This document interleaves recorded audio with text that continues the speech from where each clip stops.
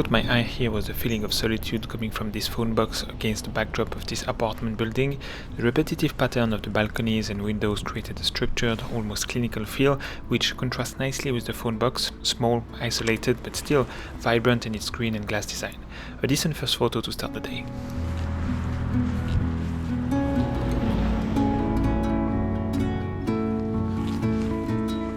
This little hair salon on the angle stood out to me.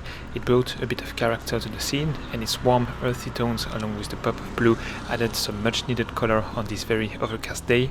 The passing scooter added a nice bit of motion, breaking up the stillness of the moment.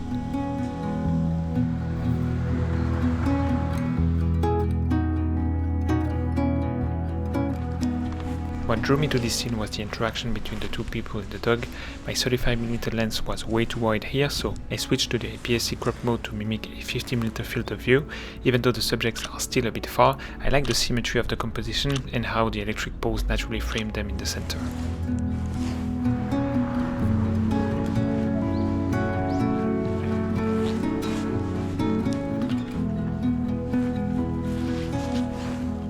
I quite like how this composition came together, with the walls and fences guiding the eye towards the cyclist and the intersection in the background. The angled mirror and stop sign added a nice bit of color. As for the motion blur on the bicycle, I can't decide how I feel about it. It wasn't intentional. I forgot to adjust my minimum shutter speed, which was set to 1/60. That works fine for walking subjects, but it's too slow for faster moving things like bicycles, motorbikes or cars. Maybe the motion adds a sense of life to the scene, but part of me wishes I had frozen the action more deliberately.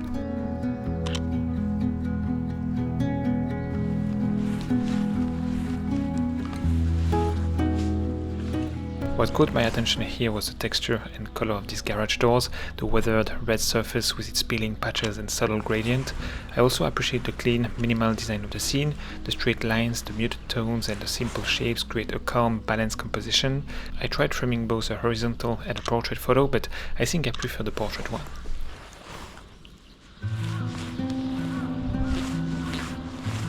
Here I like the simplicity of the stop sign rising from the empty field, almost as if it didn't belong. Its bright red color contrasts strongly with the absence of color from this very overcast weather, and the slight tilt of the sign also adds a quirky, imperfect charm to the scene.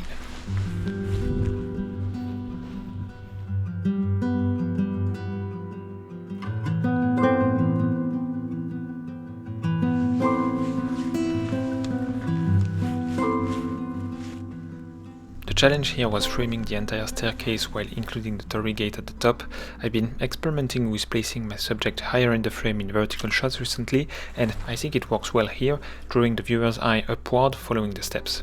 I waited to have a version with people walking up the stairs, but I think I prefer the one without. I also tried a tilted horizontal version with the handrail guiding to the torii, and I quite like it, I must say.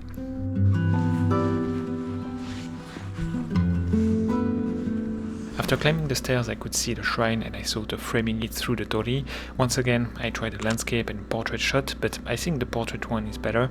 The path leading to the entrance with subtle details on both sides adds a natural flow to the composition. It feels more focused, emphasizing the shrine as the main subject. It is also a good example that goes against what I just said. Here the subject is in the lower part of the frame and it works well.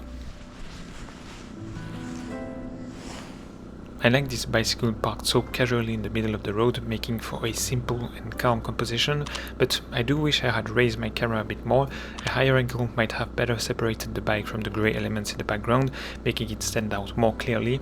Still, I like how the tree anchors the foreground and how the red lanterns in the distance add little pops of color.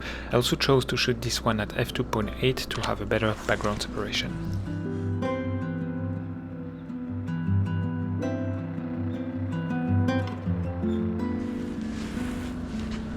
I made some rounds around the shrine to see if there was something to catch. I liked this series of red torii gates. Shooting them head-on felt too straightforward, but the blue flags nearby offered an opportunity to block the frame, add another layer of depth and a complementary burst of color. The real challenge was finding the right position and the right angle to frame the flags perfectly, ensuring they fill the edges of the frame without any distracting gaps. I think the contrast between the bold red and blue, along with the layers it creates, really elevates this shot.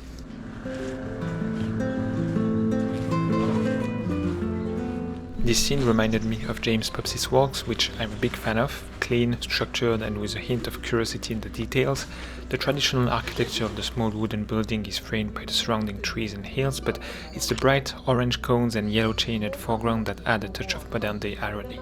They break the calmness of the scene, creating a contrast between the serene and the mundane, which I think makes the photo more interesting.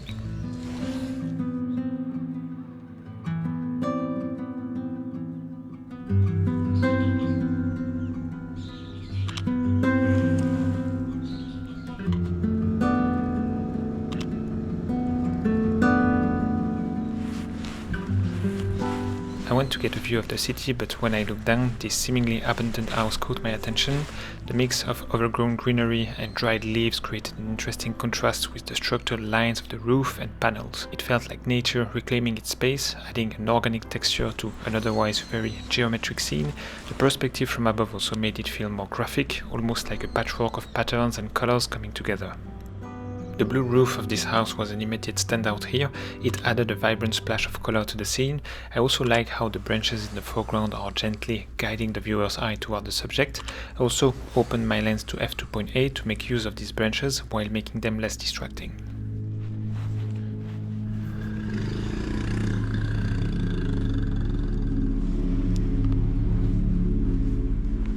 Here the wild, untamed grass in the foreground felt kinda out of place against the orderly houses in the background. The subtle red markers in the grass add small points of interest, breaking up the texture just enough. It feels like a quiet moment where nature and suburban life coexist in a slightly messy, yet organized way. After that, I kept on capturing smaller details, textures and colors that caught my eye.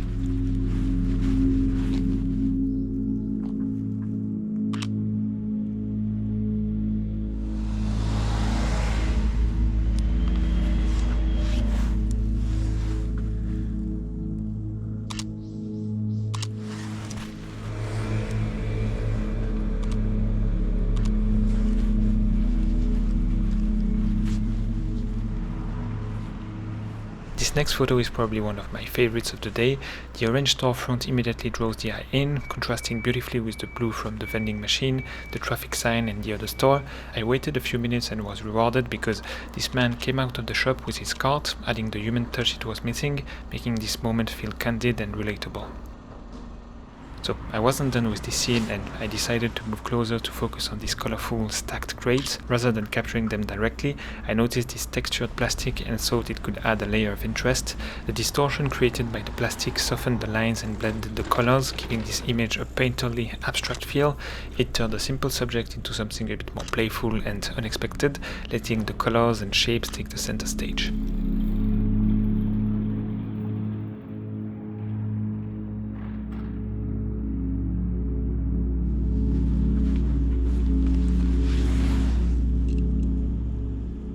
I spent quite some time trying to figure out how to capture this scene, initially stepping back to include more context, but in the end, it was by getting closer that the image started to work. The tight framing emphasized the chaotic, overflowing feel of the stacked crates, boxes and rusted surfaces. It's messy, but that's exactly what gives the photo its character. As the only ray of sunlight from this photography session broke through, I found myself standing next to these pipes. The light brought out the rich, earthy tones of the rust and withered greenery, while the shadow cast by the pipes added some depth. It was a fleeting moment of warmth and texture that I'm glad I was able to capture during this gloomy day.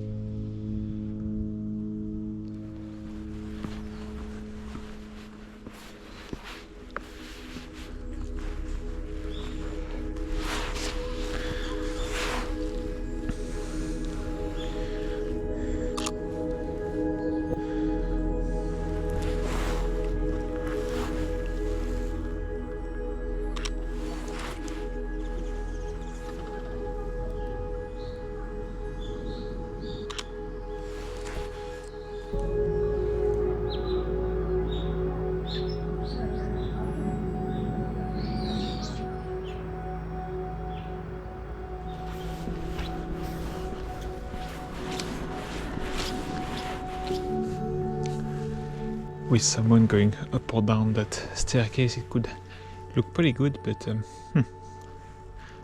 once again, I'm in a very quiet area, so maybe I'll give it a couple of minutes.